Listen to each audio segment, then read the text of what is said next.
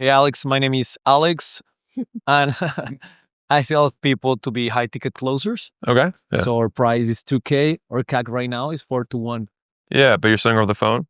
Yes. BSL setter closer. Yeah. I think you're mispriced. Typically, phone sales products start at around $3,000.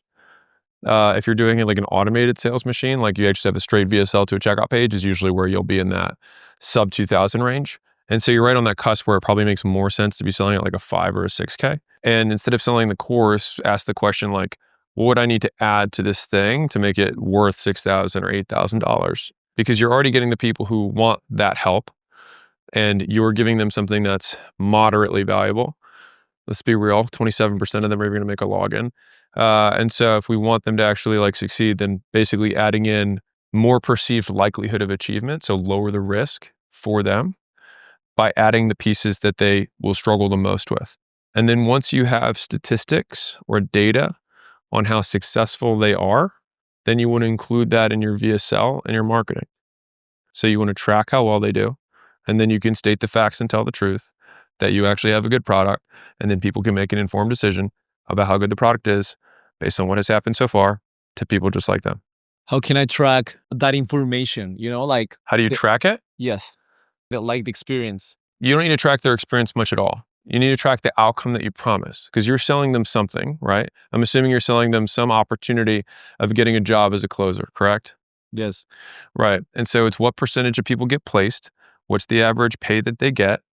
Like those are probably the things that they care about. And so it's like, what's the average success? What's the outcome of that success? That gives me a blended rate on risk. So if I'm buying and I know that 80% of people get a $100,000 job remotely, I would be very excited to spend $2,000. I wouldn't give a shit if it was $10,000, if that was actually what was happening. And so a lot of you guys can probably increase how much you pay by increasing the perceived likelihood of achievement by simply making the product better. That make sense? Thank you. Yeah, you bet. And it's normal to start with lower pricing in the beginning. You also have lower CAC in the beginning too. So that's also normal. Like whenever you launch a new product, you're like, we're going to kill it. And it's because you always have the cheap, the very easy customers that are 6-inch putts.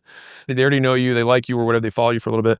And so they just hop over the buy line. It's very easy. But when the guy's over there, there's a lot more work that has to get put into it. And so I'm a big advocate of have low CAC, have a low price, get the early results. With the halfway point results, like I told you guys yesterday, it was like, it's going to be 65. I'm pricing it at 45 now. And as soon as I have like a full year or close to full year data, I'll bump it. Because I already know that like, I want to make sure that just my price to value discrepancy is wild.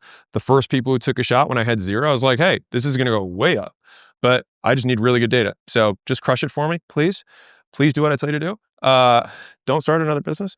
And so does that make sense thematically? Yes? Okay.